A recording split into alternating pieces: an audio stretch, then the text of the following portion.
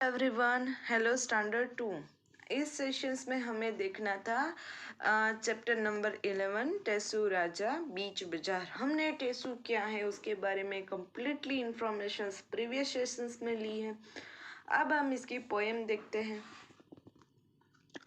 First दो line है, टेसू राजा बीच बाजार खड़े हुए ले रहे अनार। यानी अनार यानी कि कोई अनाज, ऐसे फल कुछ भी दे जो लोग।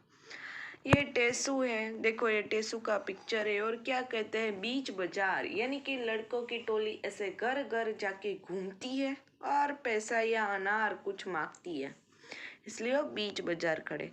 इस अनार में कितने दाने, जितने हो कंबल में खाने।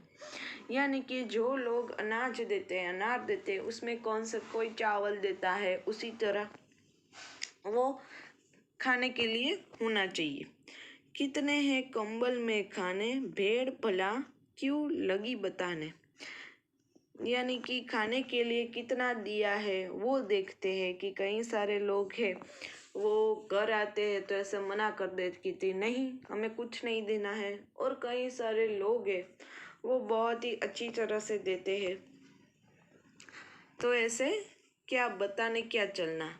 एक झुंड में भेड़ें कितनी, एक पेड़ पर पत्ती जितनी। यानी कि एक जो कोई भी लोग जो अनार देता है, जो चावल ये मान लो दिया है, तो उसमें क्या है, कितना है, कि पेड़ पर जो पत्ती है उतना है कि क्या है।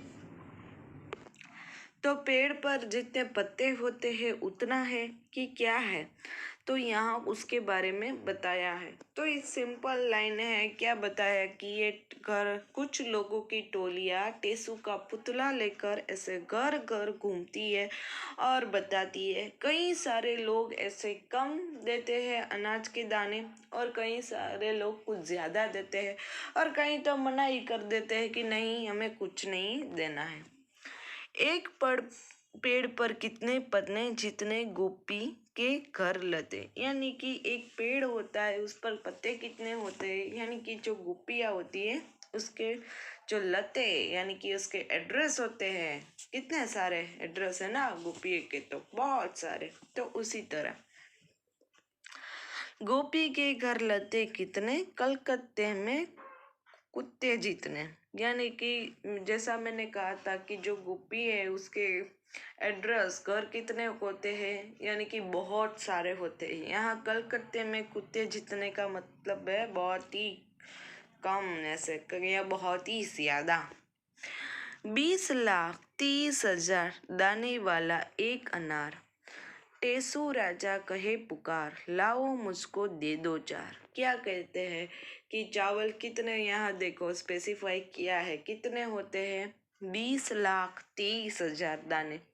तो फिर ये जो बच्चे लोग होते हैं इस टेसू का पुतला लेकर ऐसे घर घर चलते हैं और मांगते हैं। तो क्या कहते हैं कि मुझे थोड़ा सा तो दे दो। क्या क्योंकि बच्चे जो साथ में इस टेसू का पुतला लेकर आते हैं वो ऐसे अक्सर कोई गाना गाते हैं, कोई लोकगीत गाते हैं, और सारे मोहल्ले वालों से ऐसी चीज़ें मांगते हैं। तो सिंपल मैटर है, टेसू है वो एक है वो फेस्टिवल है, बहुत ही फेमस फेस्टिवल है। और लड़के उसका पुतला बनाते हैं और घर घर ऐसे मांगते हैं।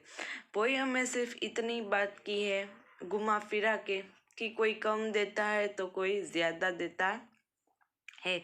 यानी कि चावल में कितने होते हैं, 20,30,000 दाने होते हैं। यहाँ सिर्फ अंदाज़ा लगाया है, हम कोई चावल को गिन नहीं सकते कि वो कितने दाने हैं, इसलिए इसमें सिर्फ यही कहता है। और ये टेसू राजा आगे आगे से बोलते हैं कि हमें दे दो।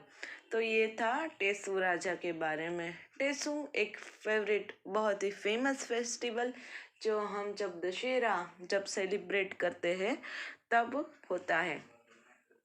तो यहाँ इस पोएम का एक्सप्लेनेशन है वो कंप्लीट होता है।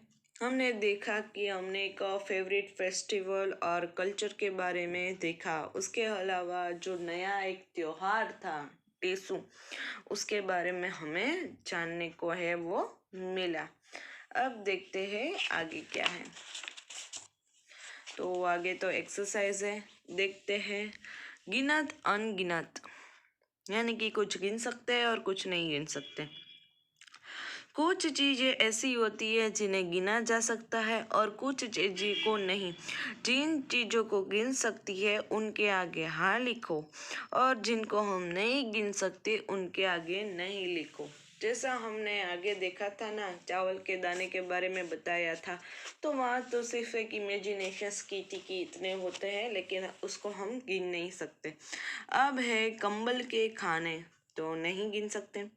सिर के बाल नहीं गिन सकते। घर के लोग ऑफ कोर्स गिन सकते हैं।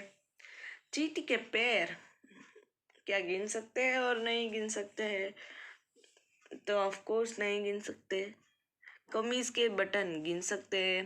पेड़ के पत्ते नहीं गिन सकते। आसमान के तारे भी नहीं गिन सकते। कॉपी के पन्ने यानी कि कोई किताब के पन्ने गिन सकते हैं। अपने कपड़े वो गिन सकते हैं शायद। स्कूल के बच्चे वो भी गिन सकते हैं, आपकी जो प्रेजेंट लेते हैं ना वो। तो यहाँ हमारे इंग्लिश की तरह ही था, जिसको हम गिन सकते हैं काउंटेबल और अनकाउंटेबल। अब देखते हैं कवि बन जाओ तुम। देखते हैं, नीचे दी गई कविता को ध्यान से पढ़ो। अब पढ़ते हैं क्या है। एक पेड़ पर कितने पत्ते, जितने गोपी के घर लते, गोपी के घर लते जितने, कल कित्ते में कुत्ते जितने। अब तुम कविता को आगे बढ़ाकर लिखने की कोशिश करो।